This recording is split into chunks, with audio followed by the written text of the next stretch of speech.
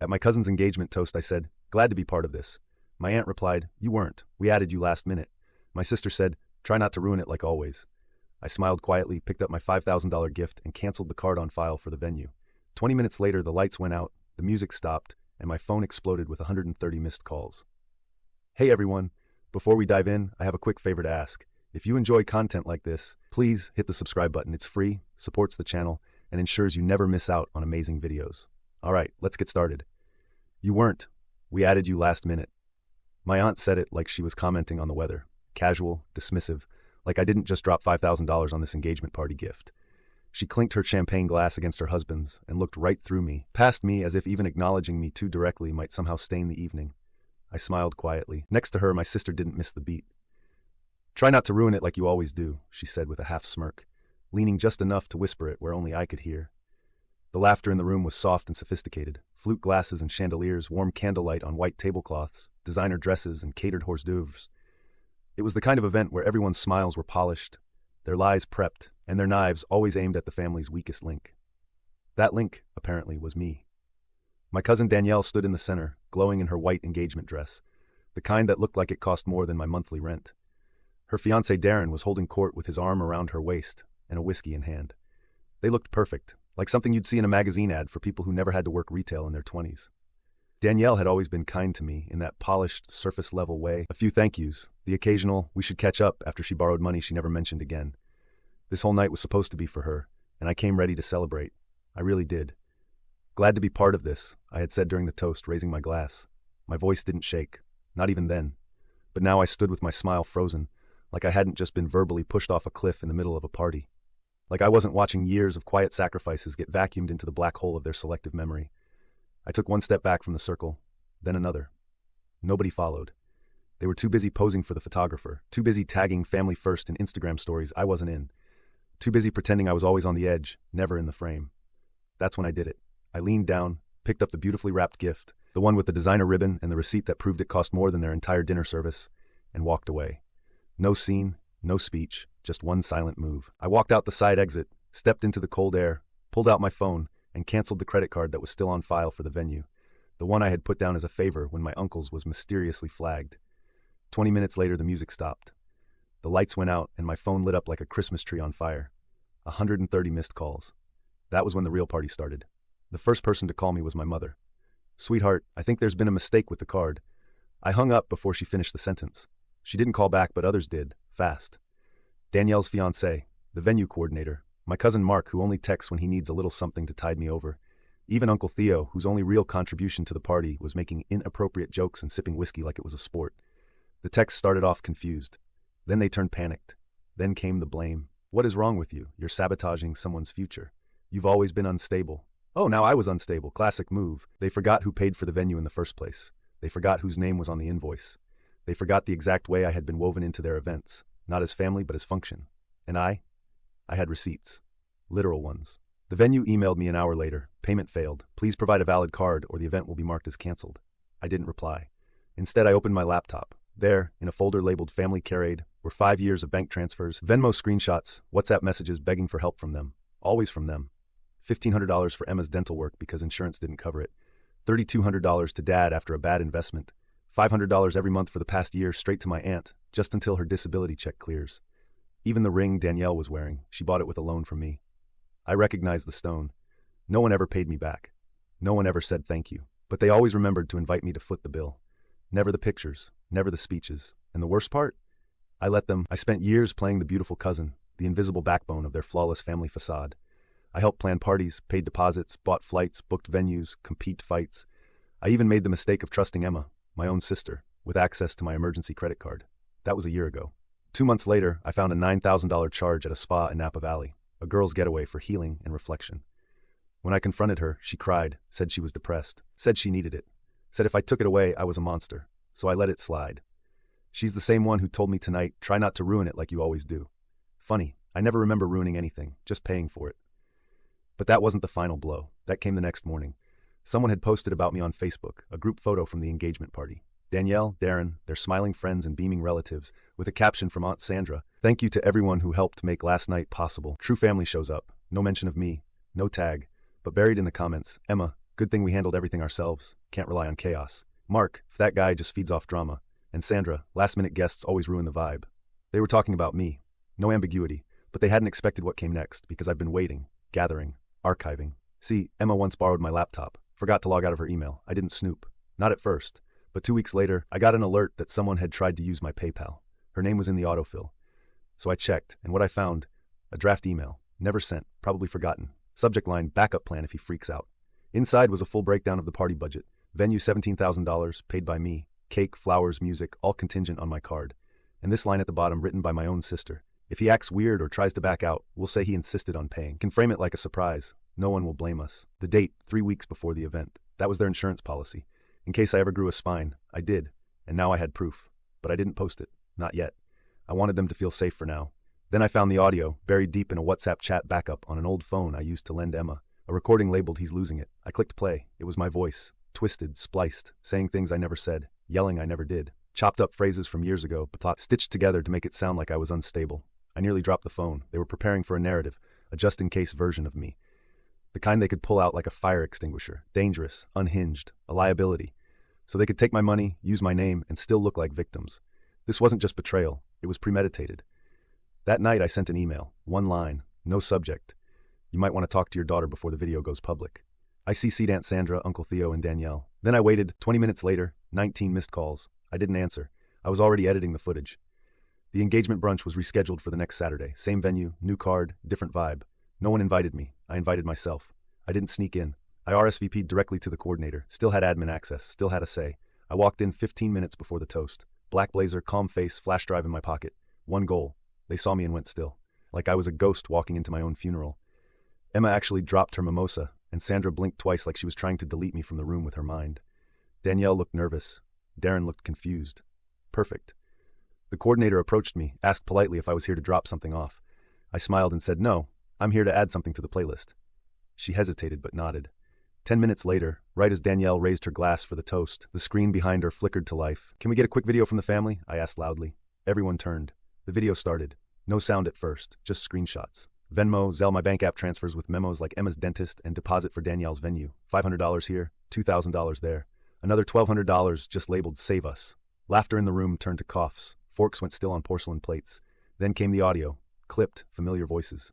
"Emma, if he freaks out, we'll say he insisted. He's good at looking desperate. People believe it."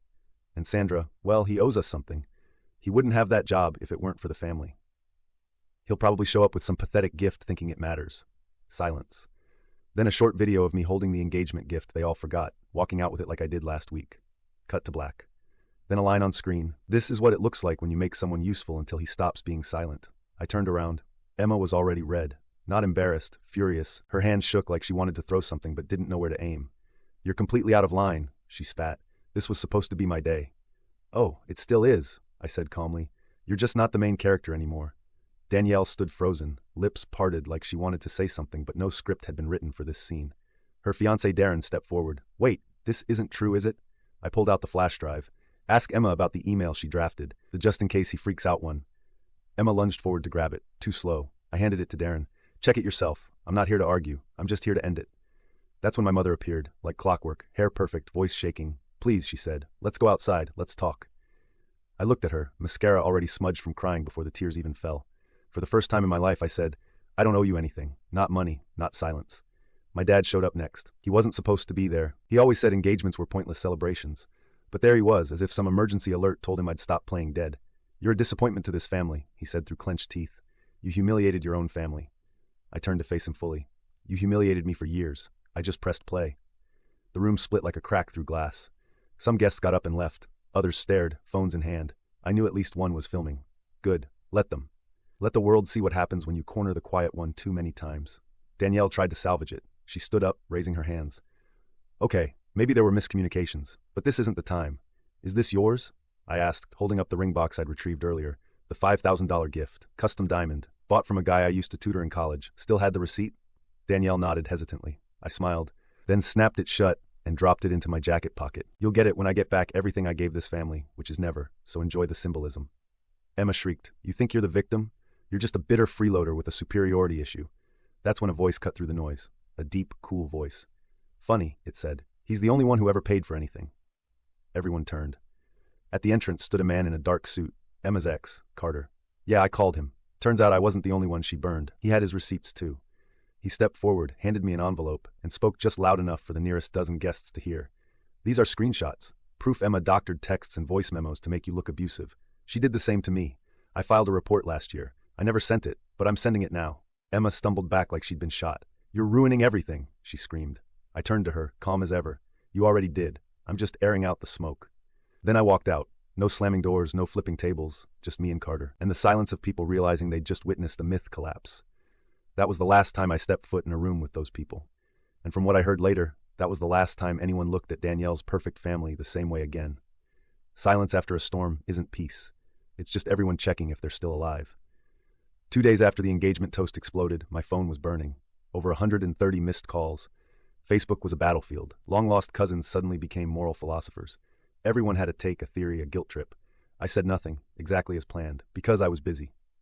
On Monday, I registered a new company, Last Minute Guest LLC. Yes, that exact phrase my aunt used to cut me out of the celebration. If I wasn't supposed to be part of their story, I'd write my own and sell tickets. Within a week, I had a website, a YouTube channel, and my first viral video. What happens when the family ATM shuts down? The second one hit harder, how to be uninvited and still own the room. My subscriber count hit 75,000 in 10 days. Comments flooded in. You told my story. They did this to me too. I didn't know I needed this. I wasn't screaming, I was building. Then I launched merch, hoodies, mugs, phone cases. Bestseller? A black hoodie with white text, glad to be part of this, and in tiny red stitching at the hem until I read the receipts. It sold out in 2 days. I thought that was the best part. It wasn't. Because the real twist came from someone I didn't expect. Darren, my cousin Danielle's now ex-fiancé. He messaged me late one night. Can we talk? Just us. I assumed it would be a warning, or worse, a threat. Instead, he showed up in person. No ring. Eyes hollow. I checked everything you said. You were right about all of it. I stayed quiet. I called off the wedding, he added, swallowing hard. But there's something else you need to see. He opened his phone, tapped a cloud folder, and hit play. It was a video Granny secretly recorded. Emma and Aunt Sandra sitting on a couch with glasses of wine. He won't back out. We'll say it's for Mom. If he flips, we say he's unstable. We still got that college clip, right? The one where he said he wants to disappear? Splice it. Make him sound suicidal. Boom. No credibility. I froze. Darren looked down. She left her laptop open. I found the video in a shared folder. She didn't even hide it. I couldn't speak. He reached into his bag and handed me a small box. Inside, the engagement ring I bought. She tried to keep it, said it was already gifted, but this belongs to someone with integrity, and that's not her. I didn't thank him. I just nodded, and I knew what I had to do next. The following day, I met with a real attorney, not a friend of a friend, a litigator, someone who wore silence like armor. I laid it all out. The forged texts, the fake audio, the money trail, the video of error. Just in case he freaks out. Conspiracy. He took one look and said, we have a case. Defamation, emotional damages, financial manipulation. I nodded but added, we won't start in court. First, we go public. So I posted a 3-part docuseries on my channel. Calm, chronological, surgical. The payments, the betrayal, the plot to discredit me. The third episode hit 1.2 million views. A week later, I signed a contract with a publisher for a short memoir, Last Minute Guest, How I Burned a Family Myth and Built Myself from Ash. And then came twist number 2, a letter handwritten from my mother. No subject. No return address. I knew about the video, the plan, the manipulation. I told myself I wasn't part of it if I didn't participate. But silence is participation. I was afraid that if you left, they'd leave me too. But you were the only one who always showed up, even when they didn't see you. And now I'm ashamed. I didn't reply. I didn't forgive. But I rewrote the outro of my final video. Just one line across a black screen. My mother knew. Silence is also a decision. Today I sit in my new office. Not for IT work, not for content creation. A physical space. I opened a co-working studio and mentorship program for people estranged from toxic families. The name over the entrance was added last, and beneath it, in small edged letters, but never again. 3 months. That's how long it took for them to realize I was never coming back. No apologies, no family meeting, no attempt to make peace. They weren't looking for healing. They were waiting for me to cave. I didn't. Instead, I expanded my brand. Last Minute Guest became more than a channel. It became a platform. I launched a podcast. Added last, episode 1, When Loyalty Becomes Servitude. It hit Apple's top 10 in 2 days. Then I opened the studio, a glass-fronted co-working space in Denver with a plaque that read, "Here, we don't apologize for not going to Thanksgiving." And yet the messages still came.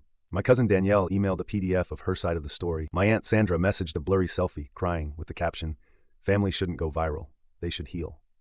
Emma, yes, even her, created a burner TikTok account to tell the truth. She played victim so hard that one of her clips actually trended for a minute, until someone in the comments posted, "Aren't you the girl who forged DMs to ruin your cousin's reputation?" It got 14K likes. She deleted her account the next day. But the real earthquake came on a Wednesday. I was setting up for a guest workshop when my assistant walked in, pale-faced. Your dad's outside. I blinked. What? He didn't come alone. I stepped out. There he was in full suit, flanked by my mother and a stranger in a dress shirt. A lawyer, PR rep, who knows. He walked straight up to me like he owned the place. You've made your point, he said flatly. Now take it down. Take what down? The videos, the posts, the brand, all of it. Why? He didn't flinch. Because we're negotiating with a publisher. A book. Family memoir. Your name's in it. I smiled. There it was. The real reason he came. Let me guess, I said. Chapter 1. The Ungrateful Son. You think this is funny? He barked. You destroyed a legacy. No, I corrected. I just showed people what your legacy really was. That's when he stepped closer, lowered his voice. You always needed us more than we needed you. Don't forget that. I laughed, for real this time. I don't need to forget I documented it with timestamps. He turned to my mom. She couldn't meet my eyes, and then I did the thing he never saw coming. I reached into my pocket and pulled out a small metal key. Shiny silver. Symbolic. You remember that house you used to take us to in the mountains? He narrowed his eyes. What about it? I bought the land behind it. 2 acres. I had a new fence built last week. So? I said slowly, the only access road to your property now runs through mine. Pause. That's illegal. Actually, no. It's a private easement. I'm within my rights, and I just installed a gate. His jaw tightened. With a code, I added, that you don't have. They stood frozen. My mom stepped forward, voice trembling. Is this really what you want? To burn the whole family down? I looked at her for the last time. No, I just want to stop pretending the fire was warmth. And I turned, walked back inside. The next day, I made one final post. Not a video, not a podcast. A full-page ad in the Sunday paper. Yes, print. Old school black text on white. To the people who taught me that silence was safer than truth. Thank you. You made me resilient. You made me relentless. You made me a ghost in your story. Yeah. And I turned it into a bestseller. Formerly the last-minute guest. Now the one who turned off the lights and locked the door behind him. Last week, I changed my number. Told no one. I walked into my office, took a Sharpie, and scribbled something on the back of my old business card. Then taped it to the break room wall. In case of emergency, don't call me. I'm not family anymore. And the final gesture, I donated $10,000 to a scholarship fund for kids estranged from their families. Not under my real name, but under one that now belonged fully to me. Last-minute guest. Because sometimes the person they almost didn't invite is the one who wins the whole party.